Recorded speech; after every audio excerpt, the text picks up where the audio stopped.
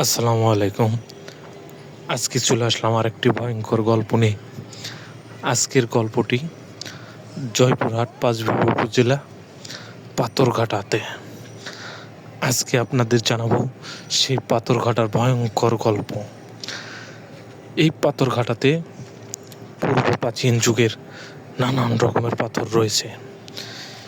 এই পাথরগুলো এক একটা 15 হাত, 20 হাত, 30 হাত লম্বা। আমরা কয়েকজন দল বেঁধে সেখানে যাওয়ার জন্য রওনা দিলাম।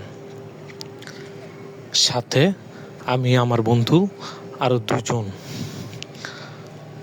প্রথমে আমরা ঢাকা থেকে জয়পুরহাটের উদ্দেশ্যে রওনা দিলাম। পাথরঘাটা নাম শুনে আমাদের ভিতরে আগ্রহ বাড়ল যে আসলে সেখানে কি হয় এবং কি আছে তা দেখার জন্য আমি এবং আমার বন্ধুবান্ধব সেখানে ছুটে গেলাম। আমরা ঢাকা থেকে রাত 9টার গাড়িতে চললাম। সেখানে গিয়ে আমাদের ভোর 3টা-4টা বাজে। আমরা সেই পাথরঘাটায় যাব সকাল 8টা বাজে। আমরা আমাদের বন্ধুর বাড়িতে উঠলাম।